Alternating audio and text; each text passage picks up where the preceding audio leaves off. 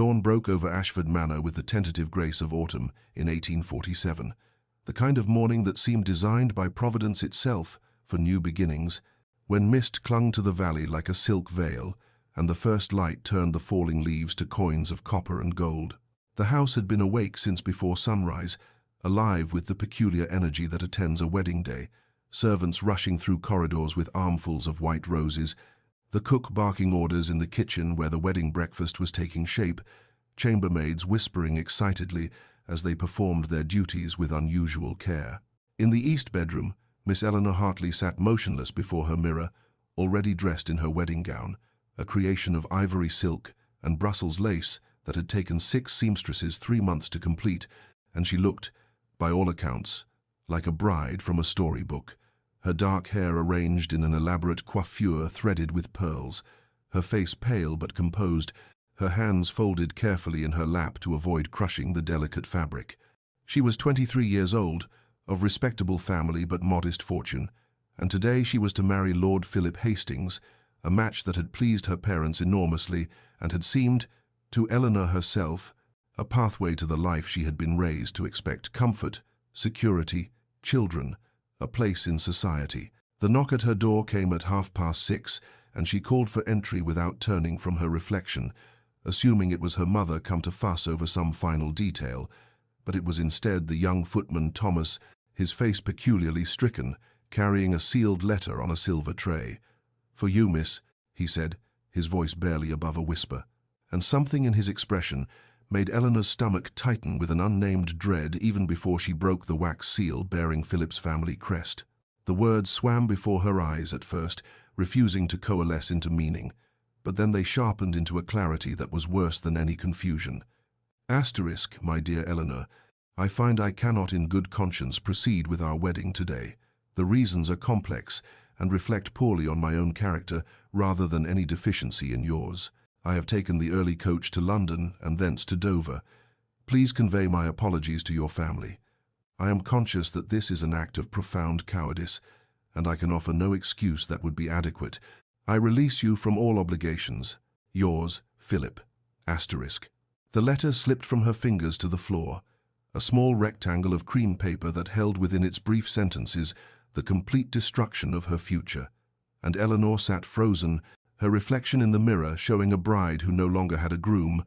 a woman in a wedding dress that had suddenly become a costume for a performance that would not take place. The sounds of the house continued around her, the servants still bustling, still preparing, still believing that in 2 hours Miss Eleanor Hartley would walk down the aisle of St. Catherine's Church to become Lady Hastings, and she could not move, could not speak, could not reconcile the magnitude of what had just occurred with the cheerful innocence of the morning. The wedding gown, which had felt that morning like a promise, now felt like a shroud, the weight of the silk suddenly oppressive against her skin, and she thought with a strange detachment that this was what death must feel like, this sense of the world continuing while one's own existence had fundamentally ended. Her mother's scream, when she entered the room moments later and saw her daughter's face, saw the letter on the floor, seemed to come from very far away, and Eleanor watched as though from a great distance as Mrs. Hartley snatched up the paper, read it with increasing horror, and then turned to her daughter with an expression that contained equal parts shock, fury, and something that looked terribly like accusation, as though Eleanor herself might somehow be responsible for this catastrophe that had befallen them all. Mrs. Hartley's panic, once she had absorbed the full meaning of Philip's letter, manifested not as maternal comfort, but as a kind of frantic calculation, her mind racing through the implications, even as Eleanor sat motionless in her wedding gown, and her first words were not, "Are you well?" or "How can I help?" but rather, "The guests, oh God, the guests are already on their way to the church. Some will have arrived already. What are we to tell them?" Eleanor heard her mother's voice as though through water, the words distorted and strange, and she found herself thinking with peculiar clarity that this, then, was the true horror of her situation, not the private heartbreak of rejection, which she might have borne in solitude, but the public spectacle of her humiliation, the fact that at this very moment carriages were rolling toward St. Catherine's Church, carrying 200 members of society who expected to witness her triumph and would instead witness her degradation. Her father arrived moments later, summoned by her mother's cry, and Eleanor watched his face transform as he read the letter, watched the color drain from his complexion, as he understood not merely that his daughter had been jilted, but that his own financial situation, which had been precarious and was to have been stabilized by this advantageous match, was now in jeopardy. "This is catastrophe," he said, and Eleanor noted with a strange detachment that he did not look at her as he spoke, but rather at the letter, at the walls, at anything but his daughter's face. "We are ruined. The scandal alone will be insurmountable, but beyond that, the debts I incurred in expectation of this alliance, the promises I made." His voice trailed off, and Eleanor understood then with perfect clarity that she was not, in this moment, a beloved daughter to be comforted, but rather a failed investment, an asset that had inexplicably lost all value. Her mother was speaking rapidly now, presenting options with desperate energy. They could send word to the church that Eleanor had taken ill, that the wedding must be postponed, though, of course, everyone would eventually learn the truth, and the postponement would only delay the inevitable scandal. Or they could simply not appear at all, could remain here at Ashford Manor and face the consequences of leaving 200 guests waiting in vain. Or, and here, her mother's voice took on a peculiar quality that Eleanor recognized as barely suppressed hysteria.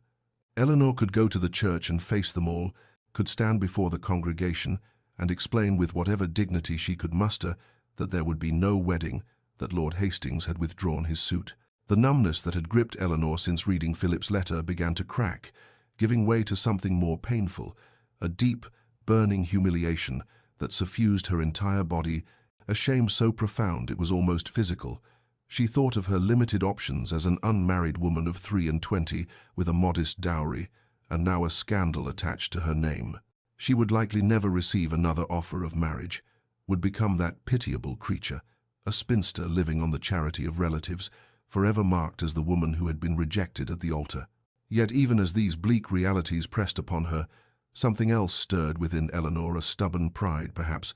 or simply a refusal to add cowardice to her list of humiliations. "I will go to the church," she heard herself say, her voice sounding strange to her own ears, distant and formal. "I will face them. I will not hide from what has been done to me." Her parents stared at her as though she had suggested something utterly mad, but Eleanor rose from her seat before the mirror, the wedding gown rustling around her, and moved toward the door with a determination that surprised even herself, driven by the conviction that if she was to be destroyed by this day, she would at least meet her destruction standing upright. The carriage ride to St. Catherine's Church passed in a blur of autumn countryside, the beauty of the morning now seeming like a mockery,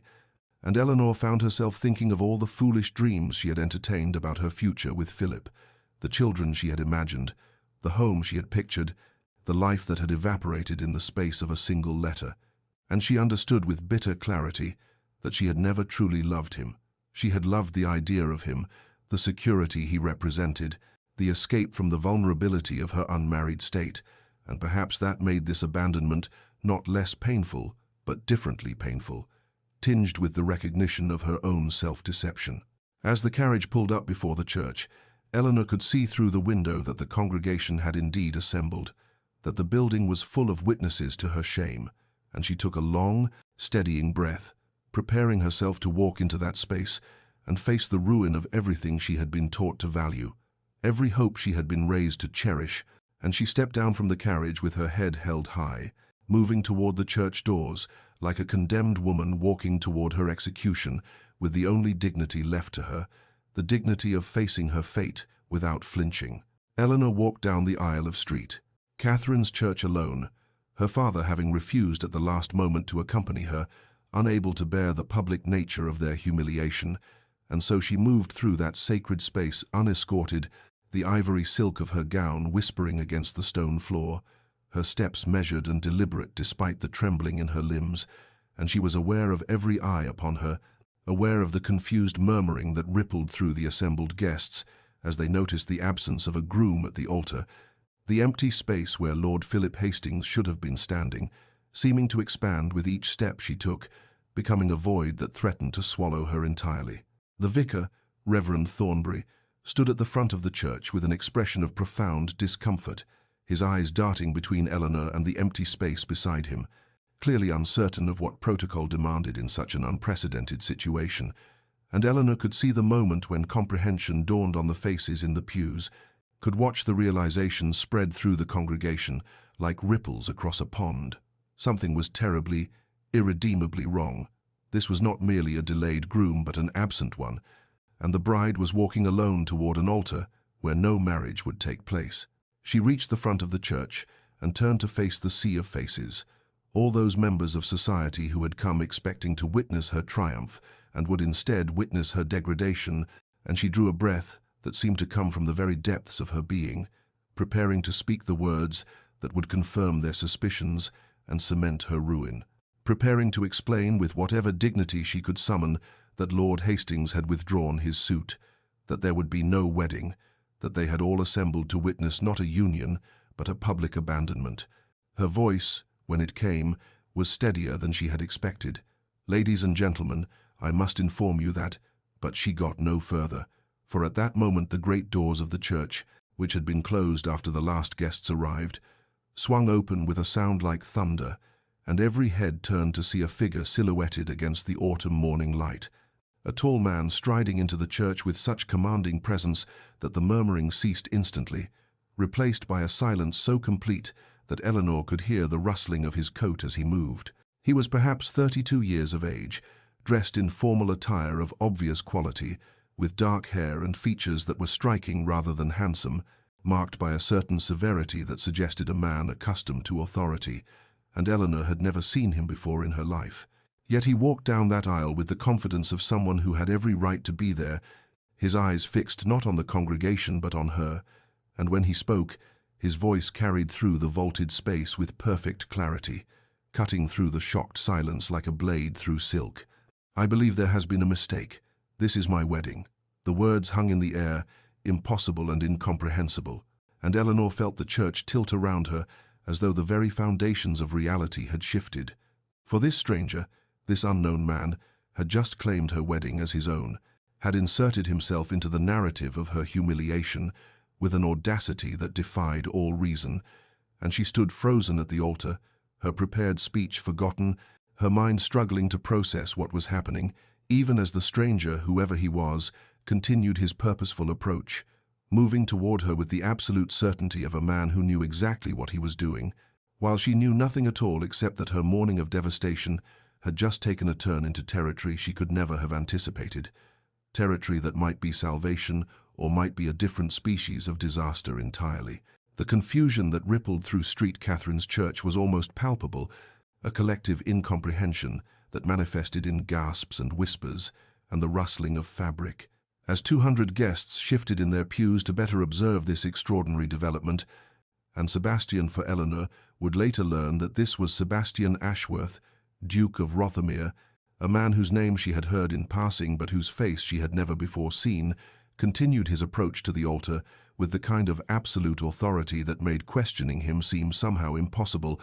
as though the sheer force of his will could reshape reality itself, and Eleanor stood frozen in her ivory gown, her mind struggling to comprehend what was happening, even as some instinct told her that this stranger, whoever he was, had just offered her something she could not yet name but desperately needed. He reached the altar and positioned himself beside her, close enough that she could see the fine weave of his coat, could detect the scent of bergamot and something else, something like cedar or autumn leaves,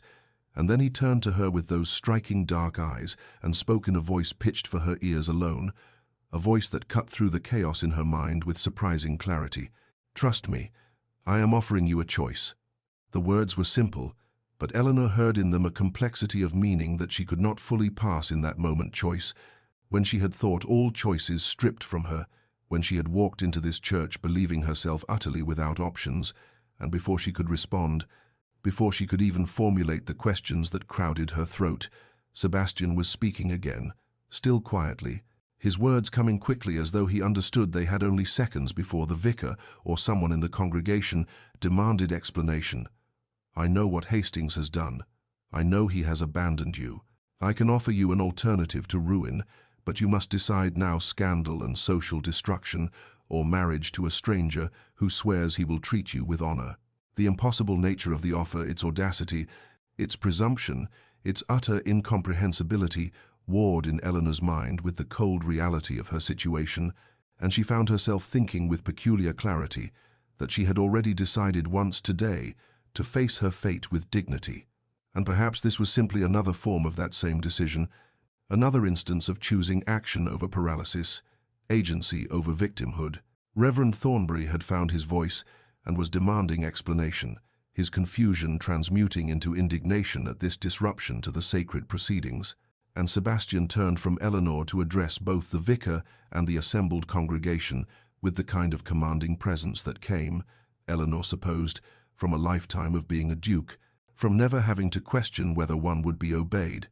"I apologize for the confusion, Reverend Thornbury, ladies and gentlemen. There has been a misunderstanding about the arrangements.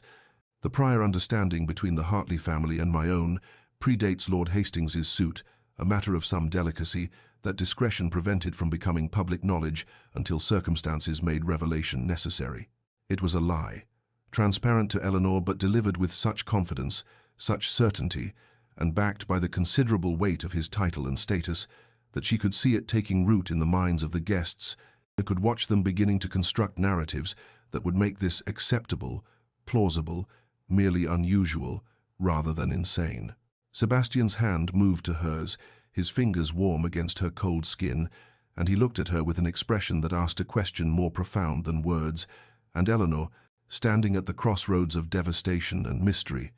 made her choice, whispered her agreement, in a voice that trembled but did not break, and bound herself to salvation, or perhaps simply to a different species of uncertainty, to this stranger who had walked into her ruin and claimed it as his own. The ceremony proceeded with a surreal quality that made Eleanor feel as though she had stepped outside her own body and was watching events unfold from some distant vantage point, observing this strange wedding between a woman who looked like her and a man she had never before seen. And Reverend Thornbury, recovering from his bewilderment, and perhaps recognizing that to question a duke too aggressively would be imprudent, began the service with a voice that trembled only slightly, reading the familiar words that took on entirely unfamiliar meaning when spoken over two people who were strangers to one another, who had never courted or laughed together or shared the smallest intimacy that should precede such binding vows. Eleanor found herself noticing peculiar details about Sebastian as they stood side by side at the altar, the steadiness of his hands, which did not shake at all despite the audacity of what he was doing, and the clean line of his profile when she glanced sideways at him, the way he stood with absolute stillness, as though he had complete confidence in every choice he had made, and the scent of him that she had noticed earlier, that combination of bergamot and cedar that was surprisingly pleasant, surprisingly calming in the midst of chaos, and she thought distantly that these were strange things to notice about a man to whom she was binding her entire future, her body, her legal existence. Strange that she should be aware of the weave of his coat rather than the enormity of what she was doing. The vows, when they came to them, fell from her lips like words in a foreign language, words whose meaning she understood intellectually but could not quite feel emotionally. And when Sebastian spoke his own vows, his voice was steady and clear, carrying through the church with a conviction that seemed remarkable, given that he was promising to honor and cherish a woman whose Christian name he had learned only minutes before, and Eleanor wondered what manner of man would do this, would walk into a church and claim a stranger's abandoned wedding as his own, would speak vows of lifelong commitment with such apparent sincerity. The ring, when he produced it, was clearly his own family signet, far too large for her finger, and as he slid it onto her hand, holding it in place with his thumb so it would not fall off, their eyes met for a moment, and Eleanor saw something in his expression that she could not quite name determination, certainly, but also something gentler, something that looked almost like understanding or perhaps compassion, and then Reverend Thornbury was pronouncing them man and wife, and the words that should have brought joy brought instead a kind of numb disbelief, and the Reverend's instruction came, that moment dreaded and awaited, "You may kiss the bride." Sebastian's hands came to her shoulders with surprising gentleness, and his touch, careful as though she were something fragile that might shatter, and he leaned down and pressed his lips to hers in a kiss that lasted only seconds, but that seared itself into her awareness. Their first touch, the moment that sealed this incomprehensible union, and it was softer than she had expected, almost tentative, as though he too felt the strangeness of kissing a stranger, of performing intimacy without foundation, and then he was stepping back, offering his arm, and she took it because there was nothing else to do, and they turned to face the congregation together, and Eleanor could hear the whispers beginning even as they stood there, could see the speculation in every face, the gossip already forming that would follow them both for years, and she was aware with peculiar clarity that she had just bound herself irrevocably to an unknown man, that she was no longer Miss Eleanor Hartley, but rather the Duchess of Rothermere, that she was walking back down the aisle of Street, Catherine's church as a married woman, though to what sort of marriage she could not begin to imagine. And when they emerged into the autumn sunlight, there was a carriage waiting his carriage, not her family's, and she understood that her old life had ended entirely, that whatever came next would be utterly unlike anything she had known before. The carriage pulled away from Street Catherine's church with a lurch that seemed to mirror the vertiginous sensation in Eleanor's chest, and she found herself sitting across from her new husband, a phrase that felt absurd, even as her mind formed it, in a silence so profound it seemed to have physical weight, pressing down upon them both as the wheels rolled over the cobblestones and carried them away from everything Eleanor had ever known. And she stared at her hands in her lap, at the oversized signet ring that kept sliding around her finger, and wondered with a kind of detached hysteria what manner of dream or nightmare she had entered,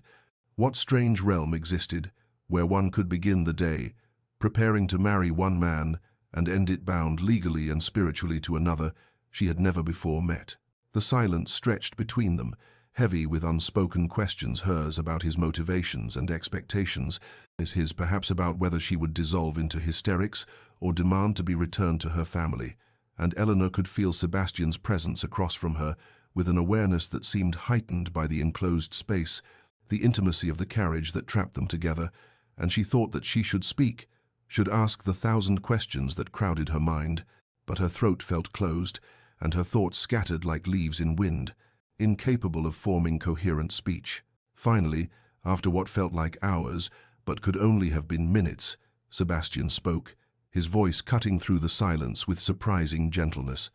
"I realize you must have questions, and you deserve answers."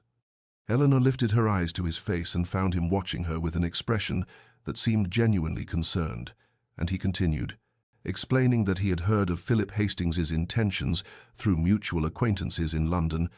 That word had reached him only yesterday, of Philip's plan to abandon the wedding, and Eleanor felt a flash of something like anger. Why had no one thought to warn her, to give her more than hours to prepare? But Sebastian was continuing, revealing that he had known Philip at university, that he was familiar with his character, his weaknesses, his pattern of creating disasters and fleeing them. "Hastings has gambling debts," Sebastian said, his tone matter-of-fact but not unkind, substantial ones, to men who do not accept excuses or delays in payment, and he has fled to the continent to escape both his creditors and the marriage that he had come to view as another trap, another obligation he lacked the courage to fulfill. The information should have devastated Eleanor, this confirmation that Philip's abandonment was rooted not in any failing of hers, but in his own moral weakness, but instead, she felt only a strange numbness, as though the day had already contained so much shock that she had no capacity left for additional pain. And she found herself asking the question that mattered most. Why would you do this? Why would you rescue a stranger? Sebastian was quiet for a moment, his dark eyes studying her face with an intensity that made her want to look away but somehow could not. And then he said simply, "Because I could not stand by and watch you destroyed by another man's cowardice,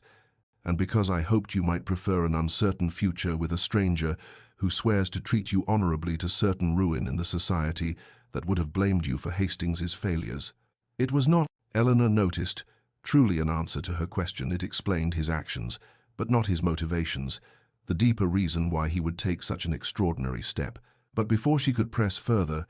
she found herself asking the question that frightened her most. "What do you expect from this arrangement?" Sebastian's expression softened slightly, and he leaned forward, his forearms resting on his knees, closing some of the distance between them.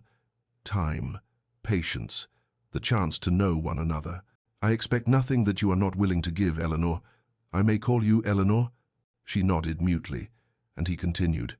I do not expect you to feel anything for me, certainly not yet, perhaps not ever, but I hope we might at least build something honest between us, in whatever form that takes. The landscape outside the carriage windows had changed from the familiar lanes around her family's estate to wilder country, hills rising in the distance as they traveled north toward lands Eleanor had never seen, and she watched the autumn colors blur past gold and russet and deep green, and felt exhaustion creeping over her like a tide, the accumulated strain of the day finally catching up with her body, even as her mind continued to race, and despite her best efforts to remain alert, to continue asking questions and seeking answers, her eyes grew heavy and her head nodded forward, and the last thing she was aware of before sleep claimed her was Sebastian's voice, very quiet, instructing the driver to slow their pace so as not to jostle her, and the peculiar comfort of knowing that even unconscious, she was somehow safe. Eleanor woke to the sensation of the carriage slowing, the change in rhythm pulling her from sleep that had been deeper than she expected, and she blinked against the dimming afternoon light to find Sebastian still sitting across from her, his expression unreadable as he gazed out the window, and when he noticed her stirring, he said quietly, "We've arrived at Rothermere," and Eleanor turned to look out her own window and felt her breath catch at the sight of the estate that was now somehow her home. Rothermere Hall rose before them like something from a painting, all grey stone and mullioned windows, magnificent in its architecture yet somehow melancholy in its grandeur, as though the house itself carried a weight of sadness, and the grounds that surrounded it were extensive, sweeping lawns and distant woods and gardens that she could see even from this distance had a wild, untended quality, and Eleanor thought that it was beautiful but lonely. This place, beautiful but somehow bereft of joy, and she wondered what sort of life awaited her within those ancient walls. The carriage came to a stop before the main entrance, and Sebastian descended first, then turned to offer his hand to help her down, and Eleanor took it, feeling the strength in his grip as she stepped onto the gravel drive, and immediately the great doors opened, and staff began to emerge, and Eleanor could see the curiosity and surprise poorly concealed on their faces, for clearly they had not expected their master to return with a bride, certainly not so suddenly, certainly not without warning. At the head of the assembled servants stood a woman of perhaps 50 years, her bearing dignified and her expression kind despite the obvious bewilderment in her eyes, and Sebastian said, "Mrs. Brennan, may I present the Duchess of Rothermere, Eleanor. This is Mrs. Brennan, who has kept Rothermere Hall running efficiently since before I was born." Mrs. Brennan dropped into a curtsy, and when she rose, Eleanor saw warmth in her face alongside the questions that clearly crowded her mind, and the housekeeper said, "Your Grace, welcome to Rothermere. We are honored to receive you," and Eleanor managed to murmur her thanks, though she felt the unreality of the moment that she should be addressed as "Your Grace," that she should be standing here as mistress of this vast estate, and that any of this should be happening at all. Sebastian spoke to the assembled staff with easy authority, instructing them that the Duchess was to be given every comfort, that her word was to be respected as his own, that she had traveled far and would require time to settle. And then Mrs. Brennan was guiding Eleanor into the house, through halls that seemed to echo with emptiness despite their grandeur, up a sweeping staircase to the first floor, and finally to a suite of rooms that Mrs. Brennan announced had been the Duchess's chambers. The rooms were beautiful, a spacious bedchamber with windows overlooking the gardens, a smaller sitting room, a dressing room, but there was something about them that spoke of long disuse,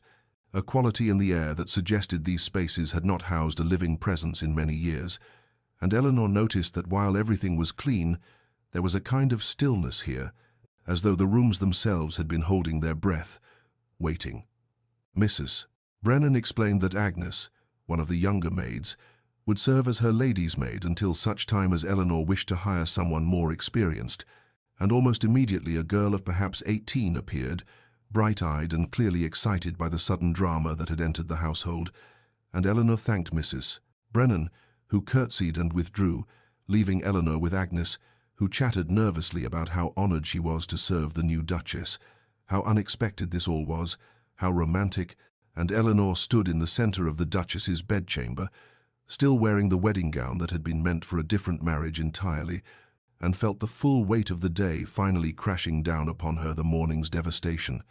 the humiliation at the altar, the incomprehensible rescue, the vows to a stranger, the journey to this unknown place. And suddenly she could not bear Agnes's cheerful talking, could not bear anything, and she said with as much gentleness as she could manage that she wished to be alone, and Agnes, perhaps sensing something in her tone, curtsied quickly and disappeared, and Eleanor was finally by herself, and the tears that she had held back through all the long, impossible hours finally came, and she sank onto the edge of the great bed and wept into her hands, for everything she had lost and everything she had gained, and the terrifying uncertainty of everything that lay ahead. Eleanor remained in her chambers until Agnes returned perhaps an hour later, with a tentative knock and the information that His Grace requested the honor of the Duchess's presence at dinner, and the phrasing so formal, so careful struck Eleanor as almost absurd given that they were married, that he had every right to demand her presence rather than request it, and yet she found herself grateful for his consideration, even as she dreaded the prospect of sitting across from this stranger and attempting conversation after the overwhelming events of the day. Agnes helped her out of the wedding gown, unlacing the dozens of tiny buttons with gentle efficiency, and produced a dinner dress that Mrs. Brennan had found among the late Duchess's clothing, stored away in trunks for decades, and though the style was somewhat outdated, it fit Eleanor well enough once Agnes made a few quick adjustments, and Eleanor caught sight of herself in the looking-glass and saw a woman she barely recognized. Her eyes red from weeping, but her chin lifted with a determination she did not entirely feel, and she thought that she must find some way to navigate this impossible situation,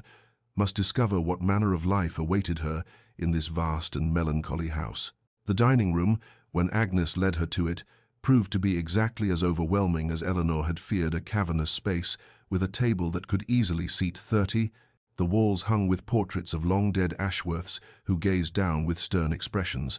and the whole chamber seemed designed to make two people feel absurdly small and isolated, and Eleanor saw Sebastian already standing near the head of the table, and he had changed from his wedding attire into evening clothes, and something in his bearing seemed less assured than it had been at the church, as though he too felt the strangeness of their situation now that the dramatic rescue was complete and they were left to face the reality of what they had done. He pulled out a chair for her, not at the far end of the table but near enough that conversation would be possible without shouting, and Eleanor sat with as much grace as she could summon, and a footman appeared to serve the first course, and silence stretched between them, awkward and heavy, until Sebastian finally said, "I hope the Duchess's chambers are comfortable. If there is anything you require, you need only ask Mrs. Brennan, or tell me directly." Eleanor assured him the rooms were beautiful, though she did not mention how they had felt haunted by absence, and Sebastian nodded and attempted another topic, asking about her interests, whether she enjoyed reading or music or riding, and Eleanor answered carefully, still uncertain of his motivations, still guarded despite his kindness, and she could feel herself performing a role, the Duchess, the grateful rescued bride, rather than speaking as herself, whoever that self might be in this transformed existence. It was Sebastian who finally broke through the careful formality by setting down his fork and saying quietly, "You must think me mad or presumptuously arrogant to have done what I did today." And Eleanor met his eyes and saw something vulnerable there, something that did not match the commanding figure who had strode into street Catherine's with such authority, and he continued, "My mother died when I was 12 years old. My father followed her 2 years ago. This house has been lonely for longer than I care to admit, and I—" But he stopped himself, as though having revealed too much already, and Eleanor found herself saying, before she could reconsider, "I understand loneliness, Your Grace, perhaps better now than ever before." Something shifted in Sebastian's expression, a softening, a recognition, and he said, "Sebastian, please, we are married, after all, however strangely that came to pass." The use of his Christian name felt intimate and frightening, another step into this new reality, but Eleanor nodded, and Sebastian continued, promising that she could write to her family as often as she wished, that he would not isolate her from those she loved. And his unexpected kindness in acknowledging the trauma of the day, in recognizing that she had lost much even as she had gained a title and wealth, made Eleanor feel something crack in her chest, some portion of her defensive walls crumbling, and when the meal finally ended, and Sebastian asked if she required anything else, Eleanor found herself saying only that she needed rest. exhaustion beyond measure finally claiming her, and he escorted her back to the Duchess's chambers himself and bid her good night with a bow that seemed almost sorrowful. And Eleanor closed the door between them and leaned against it and wondered what strange country she had entered and whether she would ever find her way to understanding it. The weeks that followed Eleanor's arrival at Rothermere Hall passed in a strange suspension between her old life and whatever her new existence would become, days blurring into one another with a quality that felt both dreamlike and unnervingly real. And she found herself establishing routines as a way to anchor herself in this unfamiliar world, waking each morning in the Duchess's chambers that still felt like borrowed spaces, taking breakfast in the small morning room rather than the cavernous dining hall, and then beginning her exploration of the estate that was now somehow her home. The library became her refuge, as libraries had always been. A vast room on the second floor with floor-to-ceiling shelves and windows that overlooked the untamed gardens, and Eleanor spent hours there, reading or simply sitting in the window seat, watching the autumn deepen across the grounds, the leaves turning from gold to russet to brown, and it was a room where she felt she could breathe, could exist without the weight of her new title pressing down upon her. Sebastian maintained a respectful distance that Eleanor recognized as considerate, even as it reinforced the strangeness between them. They still occupied separate chambers. He made no demands upon her. Their interactions consisted primarily of passing each other in hallways with polite nods,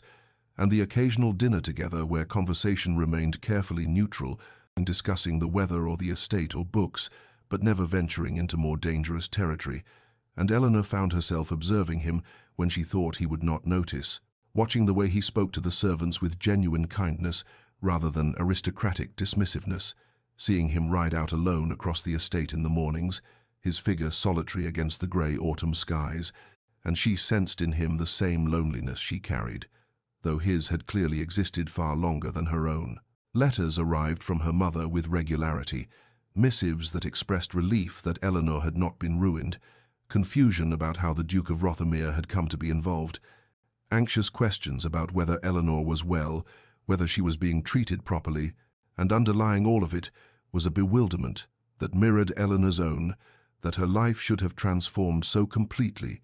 in a single morning, that she should now be a duchess living in a grand estate rather than the wife of Lord Philip Hastings, living a more modest existence. The servants, Eleanor learned from Agnes's cheerful gossip, were intensely curious about the hasty marriage, and speculation had apparently reached the village as well, theories ranging from secret, long-standing romance to more scandalous suggestions. But Eleanor found she could not muster much concern for what others thought, for she was still trying to understand what had happened herself, still trying to comprehend why Sebastian had done what he did. It was on a rainy afternoon in late October, when Eleanor was curled in the library window seat with a volume of Wordsworth, that Sebastian entered unexpectedly, and she looked up to find him standing in the doorway, and for a moment neither spoke, and then he said quietly, "I hope I'm not intruding. I often come here in the afternoons," and Eleanor assured him he was not intruding, that this was his home after all, and something in her phrasing made him smile slightly, sadly, and he said, "It is your home too now, Eleanor," and moved to the shelves to select a book, and then, rather than leaving, he settled in one of the leather chairs near the fireplace, and they remained there together in comfortable silence, both reading, the rain pattering against the windows, and when Eleanor came across a particular passage she loved, she read it aloud without thinking, and Sebastian looked up and completed the verse from memory, and their eyes met across the room,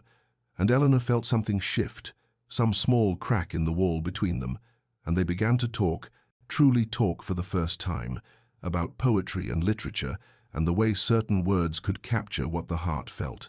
And the afternoon slipped away, and when Eleanor finally returned to her chambers for dinner preparations, she realized she had not thought of Philip or the ruined wedding or her old life once in all those hours, and the ice that had formed around her heart on that terrible morning had begun,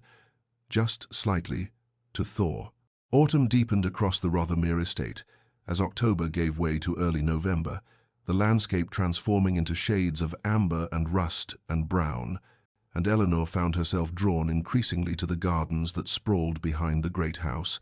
wild and neglected, yet possessing a melancholic beauty in their decay, overgrown paths winding between beds, where roses had gone feral and hedges had lost their careful shapes. And it was during one of these solitary walks, the air crisp and smelling of dried leaves and approaching winter, that Sebastian appeared quite unexpectedly at her side, and she startled slightly, for she had not heard his approach, and he said quietly, "Forgive me, I did not mean to intrude upon your solitude. I saw you from the window, and thought perhaps you might like a guide to the grounds, though I confess they are not what they once were." Eleanor assured him she would welcome the company, and they began to walk together along the overgrown paths. And Sebastian pointed out various features: a fountain long dry, a pavilion where ivy had claimed the pillars, a rose garden that his mother had particularly loved,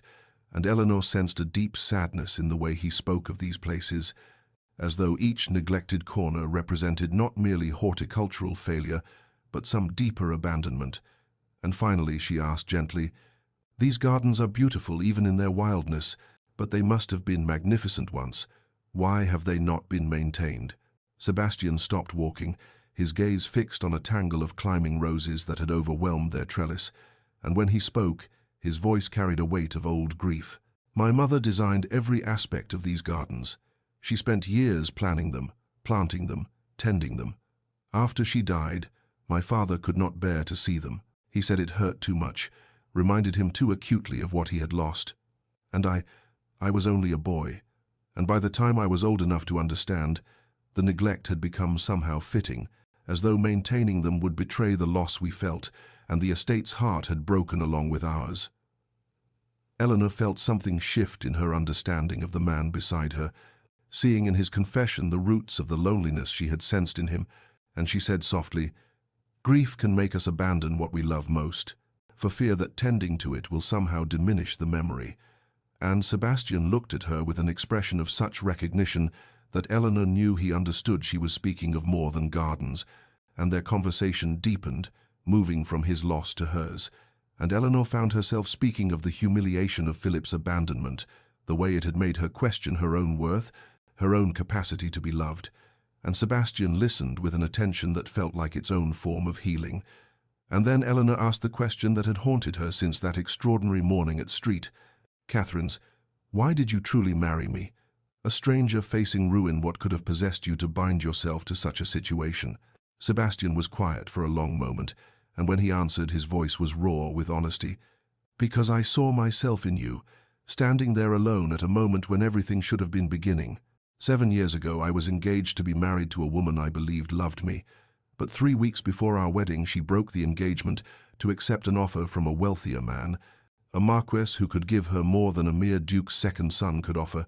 and I stood in an empty church meant for our ceremony and felt the world judge me, insufficient, unworthy, and when I heard that Philip Hastings had abandoned you, for I knew Philip from university, knew his weakness and his selfishness, I thought of that moment, of how I had wished someone had offered me an alternative to the pitying stares and the whispered gossip, and I walked into that church and offered you what no one had offered me, a choice, a different path, a way forward that was not merely survival but perhaps, eventually, something more." Eleanor felt tears sting her eyes at his confession, understanding suddenly that they were bound not merely by expedient circumstance, but by the parallel experiences of rejection and loneliness, both of them acquainted with the particular pain of being found wanting by those who had promised to love them, and she reached out without thinking and took his hand, and Sebastian's fingers closed around hers, and they stood together in the neglected garden as the autumn wind scattered leaves around them, two wounded souls beginning to recognize in each other the possibility of healing. The weeks that followed their conversation in the garden passed with a quality distinctly different from those that had come before, for something had shifted between Eleanor and Sebastian. Some barrier had been breached, and as October gave way to November, they began to establish new routines that brought them into each other's company with increasing frequency, and Eleanor found herself waking earlier each morning in anticipation of the rides they had begun taking together across the estate, Sebastian appearing at her door with a gentle knock and an invitation that she never refused, and they would ride through the frost-touched landscape, their breath and their horse's breath creating clouds in the cold air, and he would point out boundaries and landmarks, explaining the workings of the estate with a patience that suggested he took genuine pleasure in sharing this knowledge with her. To Eleanor's surprise, Sebastian began teaching her the practical aspects of managing Rothermere, bringing her into the estate office and showing her the account books, explaining rents and expenditures and the delicate balance required to keep such a large property functioning. And Eleanor discovered in herself an unexpected aptitude for figures and organization, her questions insightful enough that Sebastian would pause and look at her with something like admiration, and she found deep satisfaction in understanding how the estate worked, in feeling herself becoming not merely an ornament in the great house, but a participant in its life. Small kindnesses began to accumulate between them like gentle snowfall, barely noticed in each individual moment, but transforming the landscape nonetheless. Sebastian bringing her tea in the library when he saw she had been reading for hours, the cup appearing at her elbow without fanfare, Eleanor mending a torn book jacket on a volume she knew to be his favorite, saying nothing about it but leaving it where he would find it. And these gestures, so much more eloquent than words, spoke of attention being paid, of care being taken, of two people beginning to weave their lives together strand by quiet strand. The staff noticed the change. Eleanor could see it in Mrs. Brennan's knowing smiles and Agnes's barely suppressed delight, the household settling into a contentment that suggested they approved of the warmth growing between their Duke and Duchess, and gossip from the village reported that opinion was shifting there as well, the initial scandal of the hasty marriage giving way to speculation of a different sort, romantic rather than suspicious. An evening ritual developed, unplanned but quickly becoming essential, where after dinner they would both gravitate to the library, and one or the other would read aloud Shakespeare or Milton or their beloved Wordsworth, their voices filling the book-lined room while the fire crackled and the world outside grew dark and cold. And Eleanor found herself listening not only to the words but to the sound of Sebastian's voice, rich and textured, and she would glance up from her own book to find him looking at her with an expression she was learning to recognize, something tender, something searching, something that made her heart quicken. It was during one such evening when they both reached for the same volume on the shelf, their hands meeting in that shared space, and that Eleanor felt it most acutely, the electricity that ran between them, unacknowledged but undeniable, and they both froze, neither pulling away, and for a long moment they simply stood there, hands touching, eyes meeting. And Eleanor saw in Sebastian's face the same awareness she felt, the same longing, the same fear of breaking whatever fragile thing was building between them, and when they finally did step back, murmuring apologies, they retreated to their separate chambers, more unsettled than they had been in weeks, and Eleanor lay awake in her vast bed, thinking of Sebastian in his chambers down the hall, and missing him even though he was only walls away, and wondering how much longer they could maintain this careful distance when everything in her was beginning to reach toward him, like those garden plants reaching toward light after a long darkness. November brought with it the kind of storms that swept in from the north with fierce determination, and on the third night of one such tempest, Eleanor was startled awake in her vast chambers by a crack of thunder so violent it seemed to shake the very foundations of Rothermere Hall, and she sat up in bed, with her heart racing, and transported instantly back to childhood, to the night when she was 7 years old, and lightning had struck the old oak near Ashford Manor, and the tree had exploded in flames, and she had watched from her window in terror as the fire consumed the ancient branches, certain the world itself was ending. And though she was now a grown woman of 23, and storm still carried that primal fear, that sense of nature's terrible power and her own smallness before it, and she tried to calm herself, breathing slowly, reasoning that she was safe within these solid walls, but the thunder came again and again, each crash seeming louder than the last, and the lightning illuminated her chambers in stark flashes that threw shadows leaping across the walls,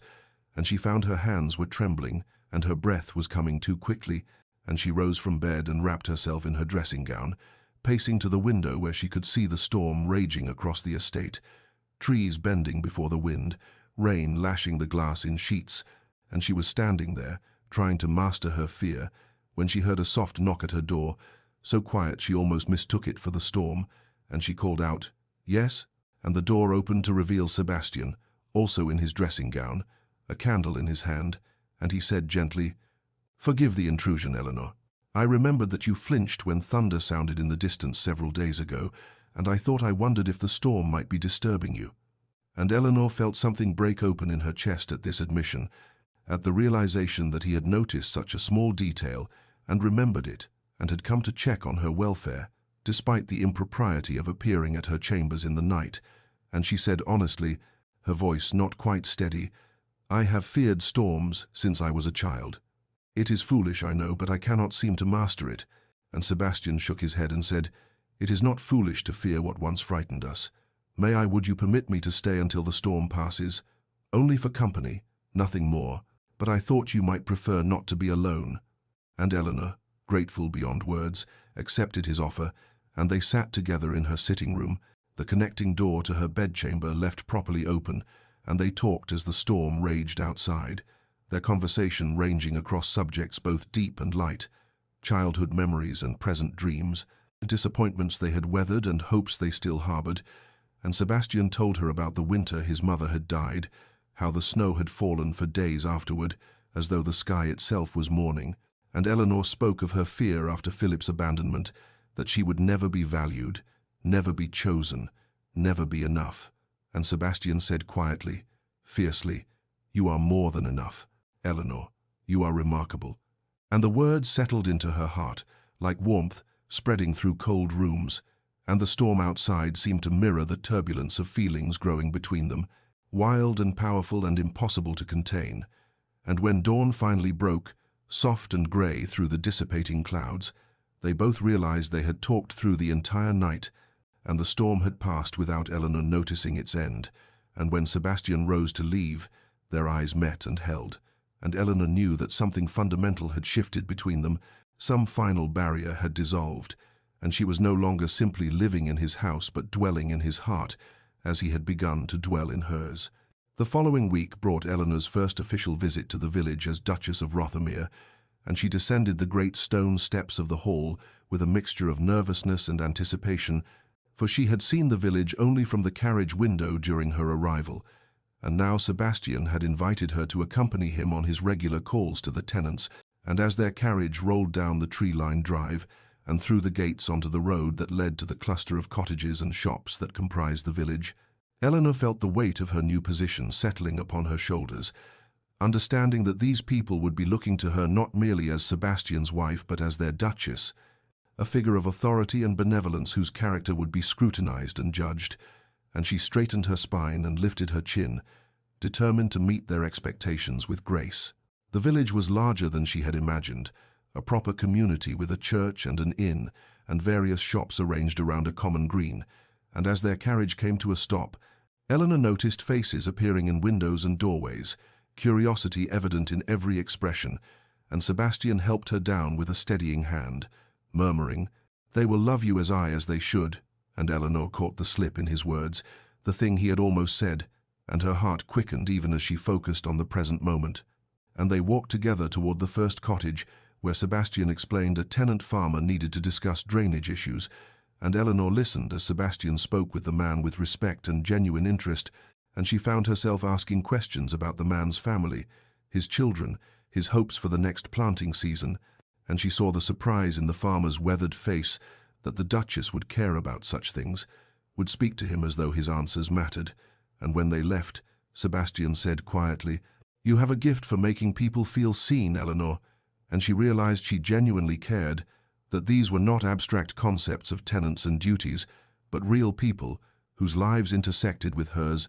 and she wanted to know them, to help where she could, to be worthy of the position she had so unexpectedly assumed. It was at the third cottage that they encountered the sick child, a girl of perhaps 6 years old, and the mother's worried face told Eleanor everything before words were spoken, and while Sebastian discussed practicalities with the father, a doctor would be sent from the estate, medicine would be provided. Eleanor asked if she might sit with the child for a moment, and the mother, surprised but grateful, led her to the small bedroom where the girl lay pale and feverish in her bed, and Eleanor sat beside her and took her small hot hand and spoke to her gently, telling her stories of brave princesses and kind dragons, and the child's eyes, though heavy with illness, focused on Eleanor's face with trust, and Eleanor felt something shift in her heart, an understanding of what it meant to be part of this community, to have the power to bring comfort and the responsibility to use it well. And when she finally emerged from the cottage, she found Sebastian waiting, and the expression on his face was one she had never seen before, something soft and wondering and profoundly moved, and he said nothing, but his eyes spoke volumes, and the village women who had gathered at a respectful distance to observe their duchess seemed to reach some collective conclusion, and Eleanor felt their acceptance settle around her like a warm shawl. And on the return journey to Rothermere, as the carriage swayed gently along the rutted road, Sebastian said,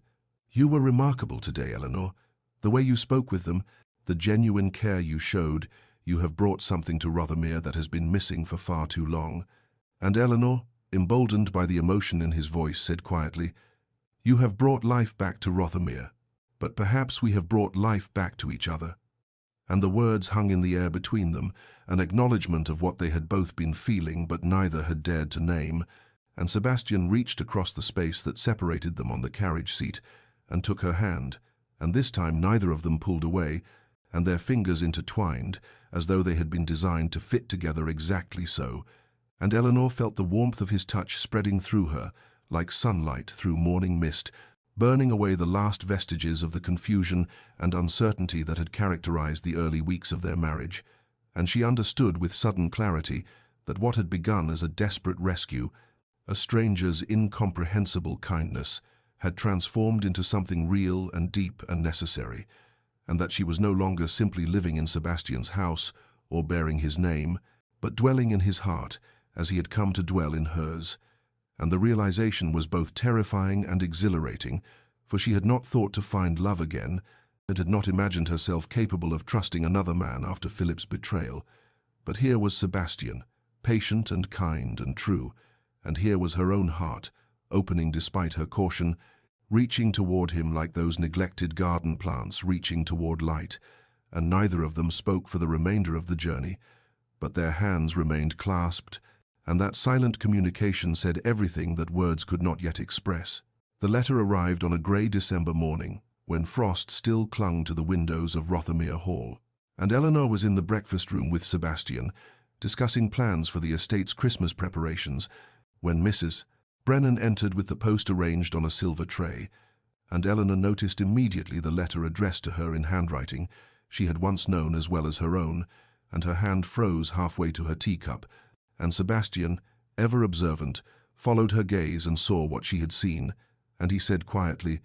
"That is Philip's hand, is it not?" And Eleanor nodded, unable to speak, and a cold dread settled in her stomach, for she had not heard from Philip since that terrible morning in September, had not wanted to hear from him,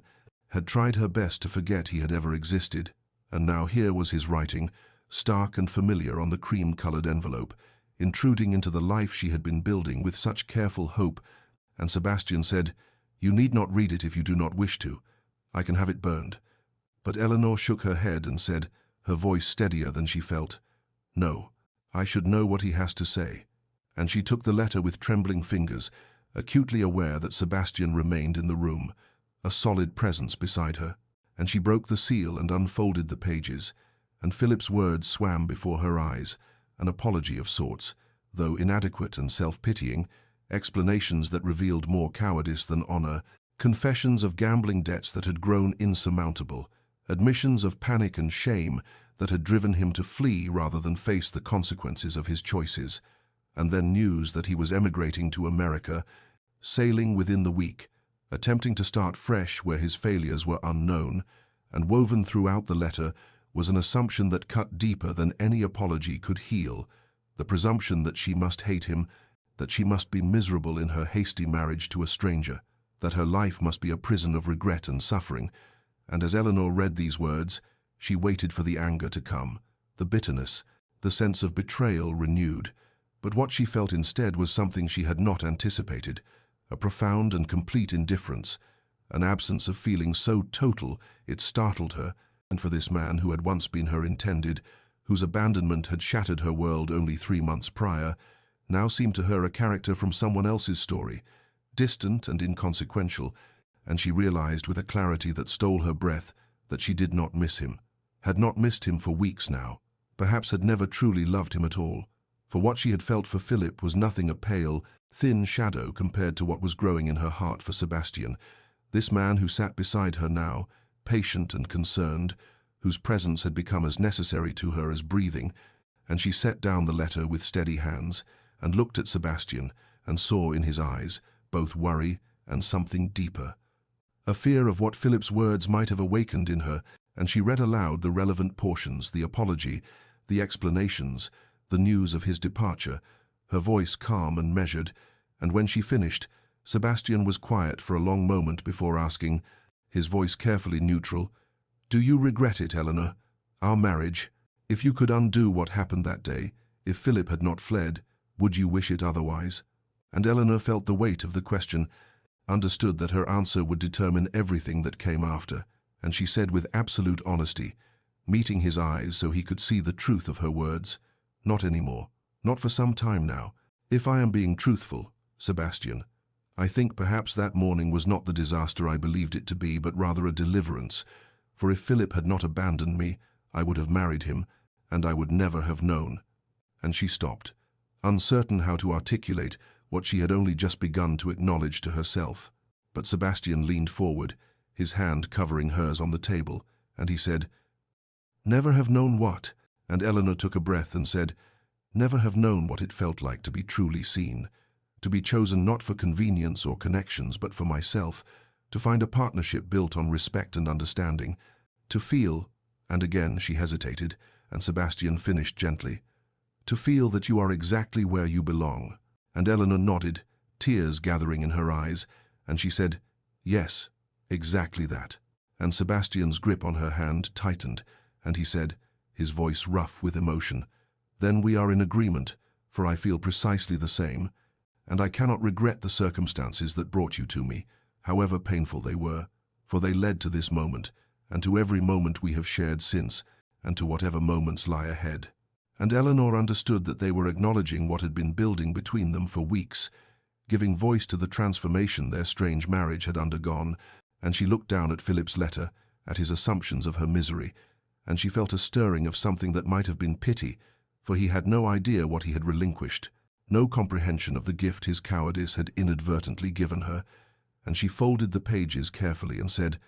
"I wish him well in America. I hope he finds whatever peace he seeks. But he is part of my past now, Sebastian, not my present, and certainly not my future." And the words settled between them like a vow,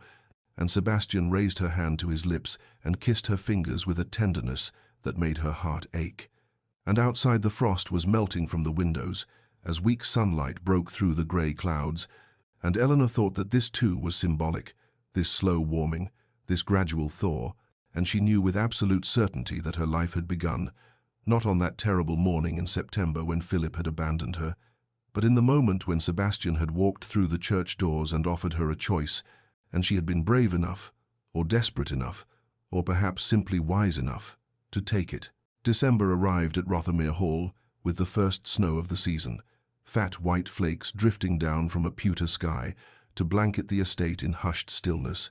and Eleanor stood at the great window of the drawing-room watching the transformation of the landscape, thinking how different this winter would be from what she had imagined months ago, when she had still believed herself destined to be Lady Hastings. For now she was a duchess, and more surprisingly, she was discovering herself to be happy, genuinely and unexpectedly happy, and when Sebastian entered the room behind her and asked what occupied her thoughts, she turned to him with a smile and said, "I was thinking we should celebrate Christmas properly this year, bring light and warmth to Rothermere, for it seems a house that has been too long without celebration," and the expression that crossed Sebastian's face was one of such profound gratitude that Eleanor felt her heart contract with tenderness, and he said, "I cannot remember the last Christmas that felt like anything but an endurance to be survived," and Eleanor crossed to him and took his hands and said, "Then, let us create new memories, better ones." And so they began, and the following days saw Rothermere transformed as Eleanor organized the staff and planned decorations and arranged for greenery to be brought in from the woods, and Sebastian watched her moving through the house with purpose and joy, bringing life to rooms that had been dormant for years, and he thought that she was like spring arriving in the depths of winter, unexpected and precious and utterly necessary. And on the evening of the 23rd, They found themselves alone in the library, and the servants had been decorating earlier, stringing garlands and hanging ornaments, and Eleanor was attempting to place a particularly beautiful glass sphere on a high branch of the small tree that had been brought in, and she stretched up on her toes, and Sebastian moved to help her, and their hands met on the ornament, and it slipped from both their grasps and fell. But Sebastian's other hand shot out and caught it before it could shatter, and they both laughed, breathless with relief, and Eleanor said, "Your reflexes are remarkable." And Sebastian said, "Years of catching things my father threw at me in temper," and then immediately looked surprised that he had revealed such a thing, for they did not often speak of his father, and Eleanor's expression softened with understanding, and she said gently, "Then I am glad you learned the skill, even if the lessons were unkind." And Sebastian set down the ornament carefully and turned to her, and there was something in his eyes that made Eleanor's breath catch, and he said, "Eleanor, But whatever he meant to say was interrupted by Agnes entering with more ribbons, and the moment passed. But later, after the maid had gone, and they were hanging the final decorations together, Eleanor looked up and realized they were standing beneath a sprig of mistletoe that the servants must have hung earlier, and she said, "Sebastian," and he followed her gaze upward and went very still, and for a long moment neither of them moved, and then Sebastian said quietly, "I would not presume, but Eleanor," emboldened by weeks of growing certainty, by the knowledge that her feelings were returned, even if unspoken, stepped closer to him and said, "Then let me," and she rose on her toes and kissed him, tentatively at first, a brush of lips that was almost a question, and Sebastian made a sound low in his throat, and his arms came around her and he deepened the kiss, and years of loneliness melted between them like snow, meeting warm earth, and when they finally drew apart, both breathing unsteadily, Sebastian touched his forehead to hers and whispered, "May I court my own wife, Eleanor? May we begin again properly this time with intention and hope?" And Eleanor laughed, the sound breaking on something that might have been a sob, and she said, "I thought you would never ask." And Sebastian said, "I have been falling in love with you since the moment you sat beside that sick child in the village. Perhaps before, perhaps since the moment I saw you standing alone at that altar, so brave and so broken," and Eleanor said, tears spilling down her cheeks now, "and I have been falling in love with you slowly, in 1,000 small moments, in every kindness and every conversation, and I did not know it was possible to feel this way, to be so certain of another person." And they stood there in the library, surrounded by Christmas greenery and candlelight,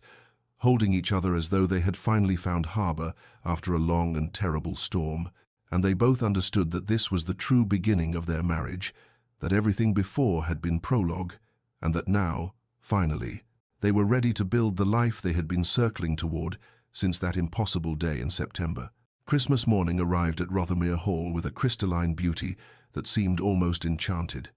The entire estate blanketed in fresh snow that sparkled under a sky of piercing blue, and Eleanor woke in her chambers with a sense of anticipation she had not felt since childhood,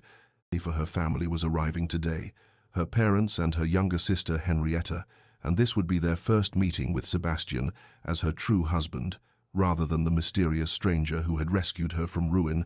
and she was nervous. Eleanor realized as Agnes helped her dress in a gown of deep forest green that Sebastian had commissioned for her. Nervous because she wanted them to see what she had found here. He wanted them to understand that the hasty marriage that had seemed like trading one disaster for another had become something precious beyond measure. And when the Hartley carriage arrived mid-morning, Eleanor was standing in the great entrance hall with Sebastian beside her, his hand warm at the small of her back, and her mother emerged first, taking in the grandeur of Rothermere with wide eyes before turning her attention to Eleanor. And Eleanor saw the questions in her mother's expression, the maternal concern that had filled her letters these past months, and after the formal greetings had been observed and her father had shaken Sebastian's hand with a respect that seemed genuine, her mother drew Eleanor aside under pretense of showing her to the guest chambers, and once they were alone, Mrs. Hartley took her daughter's hands and said, "Tell me truly, Eleanor, are you happy here? Are you well? I have worried so much, imagining you trapped in a marriage of convenience to a man you barely knew." And Eleanor felt tears prick her eyes, but they were tears of joy rather than sorrow, and she said, "Mama, I am happier than I ever imagined possible." I know it must seem strange, given how everything began, but Sebastian he is everything I did not know I needed." And her mother studied her face carefully, seeing something there that made her own expression soften. And she said, "You love him, not a question but a statement." And Eleanor nodded and said, "More than I thought myself capable of loving anyone." And Mrs. Hartley embraced her daughter tightly and whispered, "Then I am glad, so very glad, for I could not bear to think of you suffering." And that evening, as they all gathered for Christmas Eve dinner, Eleanor watched Sebastian charm her family with his quiet intelligence and genuine warmth, saw how he listened attentively to Henrietta's chatter about her season in London, how he drew her father into conversation about estate management, how he ensured her mother was comfortable and well attended, and she felt a fierce pride in him, this man who was hers. And later, when the family had retired to the drawing room, Sebastian said he had gifts to distribute, and he gave to Eleanor's parents a generous purse to settle debts he knew they carried, though he framed it as gratitude for entrusting their daughter to his care. And to Henrietta he gave a string of pearls that had belonged to his mother, and then he turned to Eleanor and said, "Your gift cannot be brought inside, I fear. You must come with me." And he led her, wrapped in her cloak, out into the cold night where snow crunched beneath their feet. And he took her to the gardens, and there in the moonlight Eleanor saw that the neglected beds had been cleared and prepared, stakes driven into the ground to mark new plantings, and Sebastian handed her a roll of papers, and when she unrolled them, she saw they were detailed plans for restoring the gardens, drawn in Sebastian's own hand, and he said, his voice rough with emotion, "I want to build a future here, Eleanor, with you. I want to bring beauty back to this place, to fill it with life and laughter, and I need you to know that you are the center of that future, at the heart of everything I hope to create." And Eleanor could not speak past the tightness in her throat, and instead she reached into her own cloak and withdrew a wrapped package, and Sebastian opened it to find a portrait, his mother's face young and lovely and carefully restored, for Eleanor had found the painting damaged in the attic weeks ago and had secretly sent it to London to be repaired. And when Sebastian saw it, his breath caught, and tears spilled down his cheeks unchecked, and he said, "You have given me back something I thought lost forever." And Eleanor said, "As you have done for me." And that night, when they returned to the hall and climbed the stairs together, they did not part at Eleanor's door, as had become their custom, and instead Sebastian followed her inside, and what passed between them in the privacy of her chambers was tender and passionate and utterly transformative, the final barrier between them dissolving, and afterward, as they lay together in the darkness, Eleanor thought that they had finally found what neither had been seeking but both desperately needed, and she knew with absolute certainty that her life had truly begun, not on that terrible September morning, but on this perfect Christmas Eve, in the arms of the man who had become her home. January arrived at Rothermere Hall with a silence so profound it seemed the world had been wrapped in wool, snow piled high against the manor's ancient stones, and ice crystallizing on the window panes in patterns that caught the weak winter light. And within those walls, Eleanor and Sebastian discovered the full depths of what they had begun on Christmas Eve, for the consummation of their marriage had opened floodgates neither had anticipated, and now they moved through their days in a state of profound intimacy that was as much emotional as physical. And Eleanor found herself sharing thoughts she had never spoken aloud,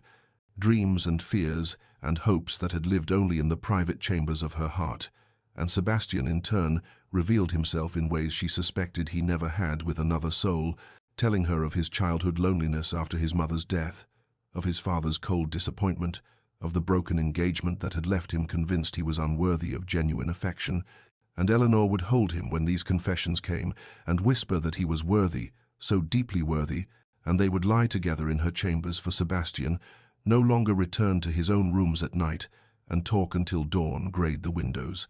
And as February arrived with its bitter winds, they turned their attention to planning for Rothermere's future, sitting together in Sebastian's study with ledgers spread before them, and Eleanor's quick mind grasping the intricacies of estate management with an aptitude that both surprised and delighted her husband. And it was Eleanor who proposed the school, saying one evening as they reviewed the accounts that the tenant children deserved education, that investing in their futures would strengthen the entire community, and Sebastian had looked at her with such pride and said, You have a vision for this place that I never possessed, and I trust your instincts completely." And so they began planning in earnest, though the estate finances were stretched thin after years of Sebastian's father's poor management, and they spent long hours working through possible solutions, and it was ultimately decided that several unused properties in London should be sold, holdings that generated little income but required maintenance. And through all of this, Eleanor felt a sense of purpose blooming within her that she had never experienced in her previous life. For she was not merely a decorative wife but a true partner, and her opinions valued, and her contributions essential, and the village had fully embraced her now. The women greeting her warmly when she visited, and bringing their concerns to her attention. And one afternoon Mrs. Brennan entered the drawing room where Eleanor sat with correspondence and said, unprompted, "Haven't seen His Grace smile in 10 years, Your Grace, not until you arrived, and now it seems he cannot stop." And Eleanor felt tears prick her eyes at the simple observation, and that evening when Sebastian returned from riding the estate boundaries, snow clinging to his greatcoat and colour high in his cheeks, Eleanor went to him and helped him remove the heavy garment and said, "I have found something here I did not know existed." And Sebastian cupped her face in his still cold hands and asked, "What is that?" And Eleanor said, "A home, not just a house or a position, but a true home, and a purpose beyond mere existence, and a love that makes me want to become better than I am." And Sebastian kissed her then, deeply and thoroughly, and said against her lips, "You have given me the same, and I thank God for every circumstance that brought you to that altar, even the painful ones, for they led us both exactly where we belonged." March arrived at Rothermere Hall with a gentleness that seemed to mirror the transformation within its walls, the harsh grip of winter loosening day by day as the land began its annual resurrection, and Eleanor stood at her chamber window one morning, watching the first brave crocuses push through the softening earth, and felt a corresponding stirring within her own body, a subtle change that she had suspected for several weeks, but had not spoken aloud. And when she placed her hand against her still flat stomach, she knew with absolute certainty that she was carrying Sebastian's child, and the knowledge filled her with a joy so profound it nearly overwhelmed her, though beneath that joy ran an undercurrent of fear, for her own mother had lost 2 babes between Eleanor and Henrietta, and childbirth was a passage through which not all women emerged. But when she told Sebastian that evening in the library where they sat reading together, his reaction was everything she could have hoped for, his face transforming with wonder as he knelt before her chair and placed his large hands carefully on her stomach as though he might feel the tiny life already. And he said, "A child. Our child," his voice thick with emotion, and then Eleanor saw the fear surface in his eyes, the same fear she carried, and he said, "I cannot lose you, Eleanor. I have lost everyone I have ever truly loved, and if something should happen." But she stopped his words by taking his face in her hands and saying, "We will face whatever comes together, as we have faced everything else. And you must have faith, my love, for we have too much to live for now." And in the days that followed, Sebastian became almost unbearably tender with her, his hand finding her stomach at every opportunity, his protectiveness intensifying until Eleanor had to gently remind him that she was not made of glass. And meanwhile the estate gardens began their own miracle, the bulbs that Sebastian's mother had planted decades ago emerging from the earth in defiant profusion, crocuses giving way to daffodils and tulips, and Eleanor and Sebastian would walk among them in the lengthening evenings and speak of the future, of the child who would grow up here knowing love and security, and they began planning the nursery, choosing rooms that had stood empty and unused for generations, and Eleanor wrote to her mother with descriptions of her happiness that made her own hand tremble with the force of feeling. And one afternoon in the village, where Eleanor had gone to discuss plans for the school's construction, she encountered quite unexpectedly Lady Hastings, Philip's mother, and the older woman stopped as though struck, and after a long moment she approached Eleanor and said, her voice trembling, "Your Grace, I must offer my deepest apologies for my son's unconscionable behavior, and for the pain and humiliation he caused you." And Eleanor, who had once imagined this woman as a future mother-in-law, felt nothing but a distant pity, and she said with perfect sincerity, "Lady Hastings, your son's choice, though painful at the time, led me to exactly where I belonged, and I have found a happiness I never would have known otherwise. so I bear him no ill will, and I hope he has found some measure of peace in his new life." And the older woman's eyes filled with tears, and she pressed Eleanor's hand and said, "You are gracious beyond what we deserved, and the Duke is fortunate beyond measure." And as Eleanor walked back to Rothermere Hall that afternoon, her hand resting on the place where their child grew, she thought that fortune had indeed smiled upon them both, transforming what had begun in desperation and scandal into something luminous and true. Late spring arrived at Rothermere Hall with all the abundance that the season promised. The gardens now fully alive, with Sebastian's mother's bulbs blooming in glorious profusion, and Eleanor moved through those gardens with increasing difficulty as her pregnancy advanced, her body growing heavy with the child she carried. And it was in early May that Dr. Whitmore, summoned for a routine examination, emerged from Eleanor's chambers with an expression that made Sebastian's blood run cold, and the physician spoke carefully of concerns about Eleanor's health, about complications he had observed, about the narrowness of her frame and the size of the child, and Sebastian heard the unspoken warning beneath the careful words, "Childbirth might claim her," as it had claimed so many women. And in that moment, every loss he had ever endured came rushing back with suffocating force. His mother's death when he was 12, his father's cold withdrawal afterward, the fiancée who had abandoned him, and the thought of losing Eleanor, who had become the very center of his existence, filled him with a terror so profound he could barely breathe. And when he entered her chambers, she took one look at his face and understood, and she reached for his hand and said, "Come, sit with me." And when he sat beside her on the chaise, she said gently, "You are afraid," and he could not deny it, saying with raw honesty, "I cannot lose you, Eleanor. I have lost everyone I have ever truly loved, and if something should happen during the birth—" But she placed her fingers against his lips and said, "Then have faith, my love, for we have too much to live for, you and I and this child, and I do not intend to leave you, not now, not when we have built something so precious together."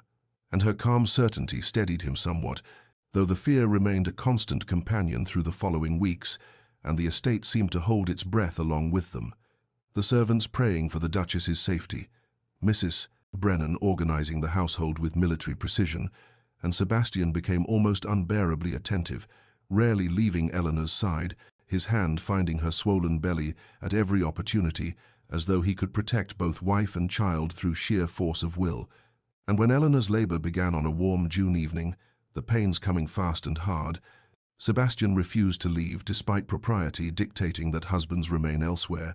and he stayed through that long agonizing night, holding Eleanor's hand as she struggled and suffered, whispering encouragements and prayers and promises, and dawn was breaking over Rothermere, the gardens golden in the early light, when the child finally came with a lusty cry, a son, healthy and strong, and Eleanor lay exhausted but alive, gloriously alive,